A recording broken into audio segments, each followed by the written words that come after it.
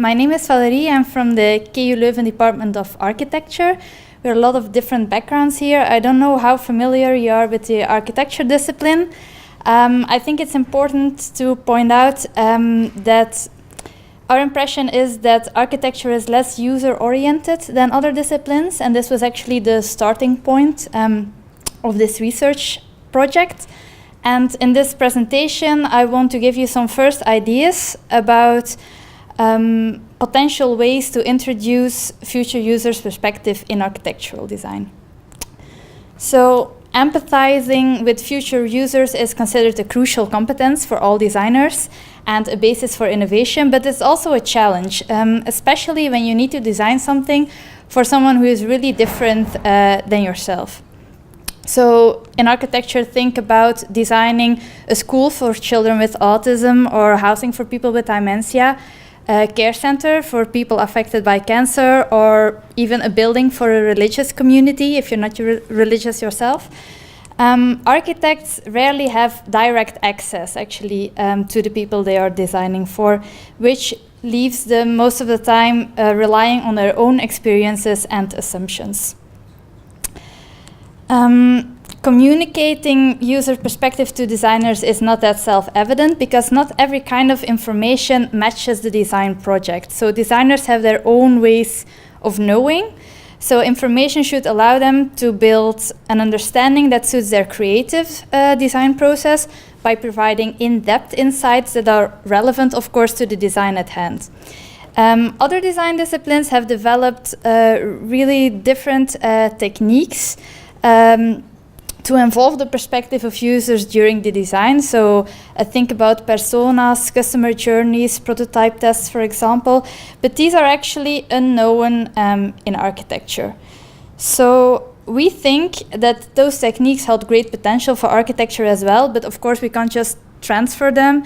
They need some tailoring to architectural practice. So the aim of the project is to find opportunities to introduce future users' perspective based on the very particularities of architecture, but inspired by techniques from other disciplines.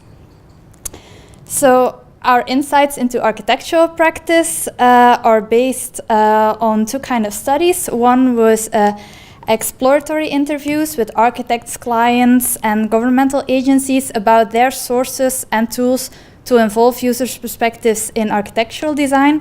And the other is a bigger part. It's an ethnographic study that explores more in depth how attention for users is embedded in the design, in architect design practice.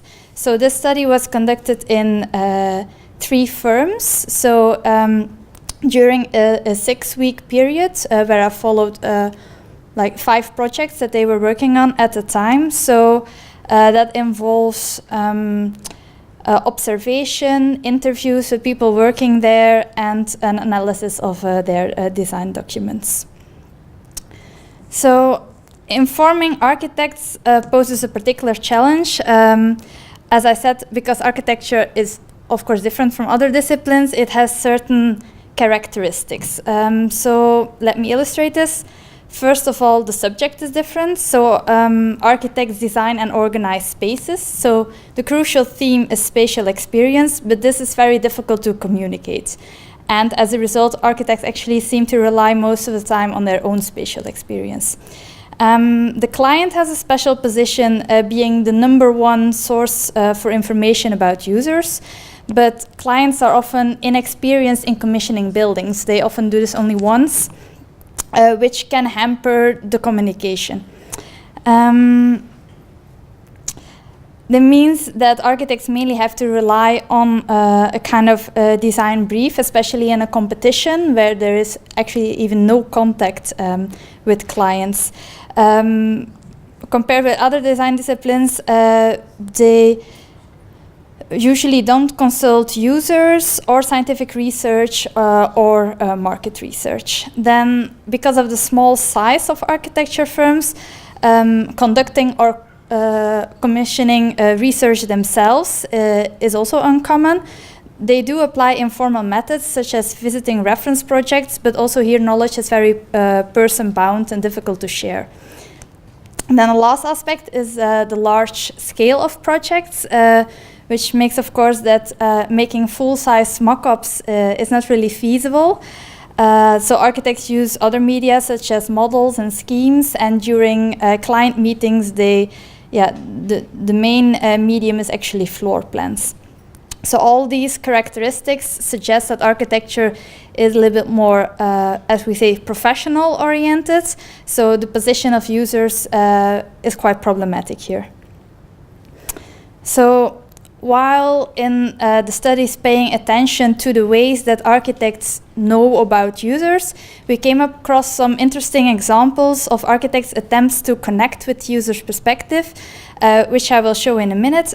So we identified opportunities to strengthen this attention by relating the way they implicitly pay attention to user experience to more explicit techniques that are used in other disciplines. So the opportunities are situated in 4 overlapping areas. So during briefing, we suggest that clients provide more engaging design briefs. During design framing, we encourage architects to map their building visits. During design ideation, we suggest to diversify design scenarios, and during the further development, we encourage to use artifacts that enhance dialogue between designers and stakeholders. So the first suggestion is engaging design briefs. Why? Well, architects tell us that they need to understand the stories underlying people's needs, but the traditional design brief is quite technical, little engaging, and offers little insight into users' daily life. So design documentaries is a format that is developed in, I think, product design to inform designers by presenting a kind of day in the life of. So we think that this holds potential for architects as well, because it allows discovering people's experience directly in relation to the built environment.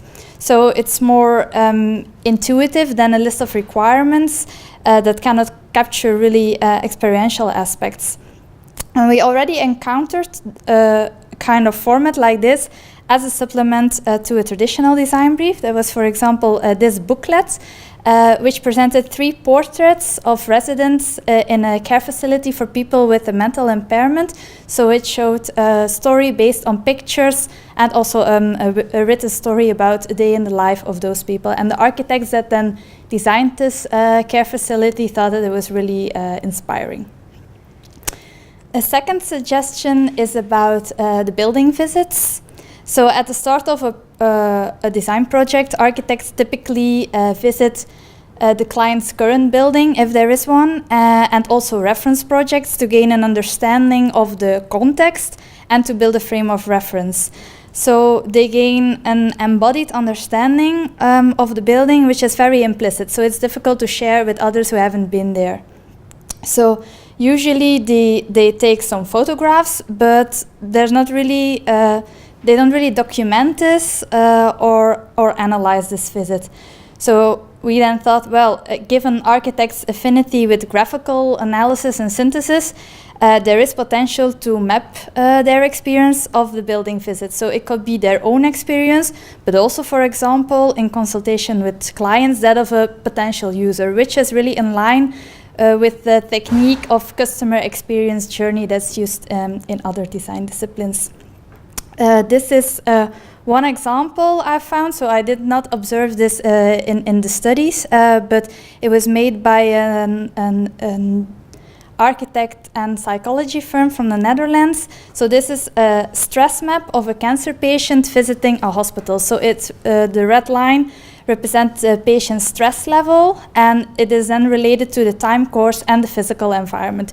So something like this, for example, could help architects in determining opportunities for interventions, while they also obtain an understanding of the patient experience. Another suggestion relates to scenarios, which architects use very intuitively or implicit. So it is a very important task of architects to envisage future experiences. So during the study, we frequently observed architects when they were imagining someone approaching a building, entering it, and moving through it. And sometimes it was really elaborated into a scenography. But the person that they imagine is usually an abstract person, and showing little diversity. So actually often it's the architect, him or herself.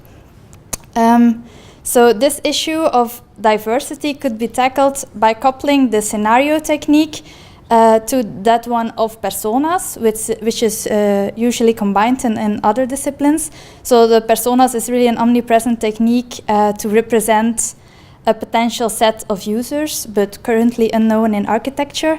So these personas could be developed, for example, in consultation with the client, and support architects then in imagining the diverse users that could use the building, and also the qualities that their design could offer to those diverse people.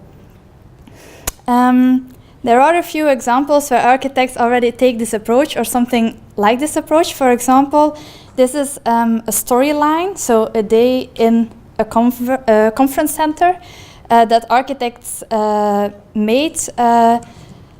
So they took pictures of their model, which had a lot of scale figures inside. So they tell a story about different people using the building. So they have these colored circles to indicate that there are different characters. But it's not really usual to do this, but something like this would really tie in with their current way of working.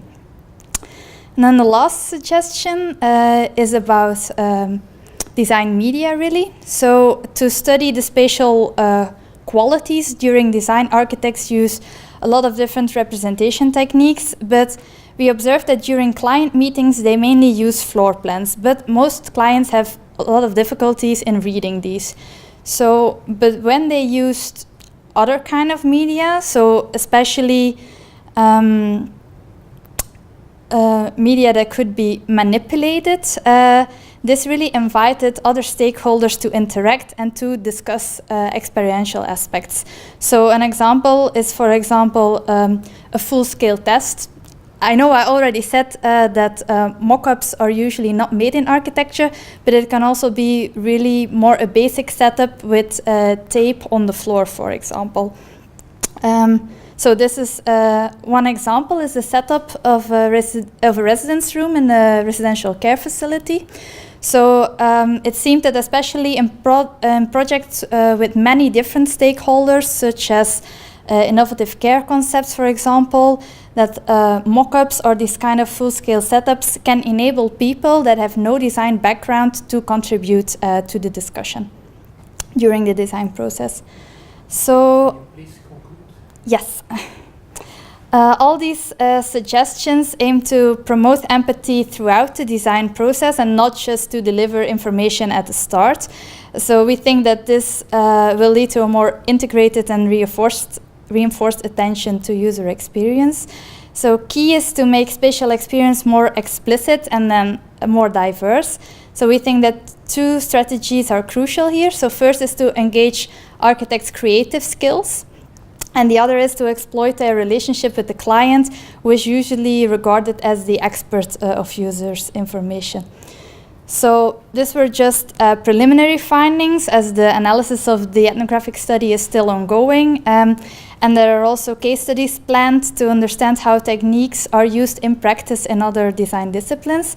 But to give an outlook, the most promising formats will be developed and tested with architects. And they are expected to be useful both for researchers presenting user research, for clients, for example, when setting up the brief, as well as for architects to crystallize their intuitive knowledge and to support them in internal and external communication. So thank you for your attention.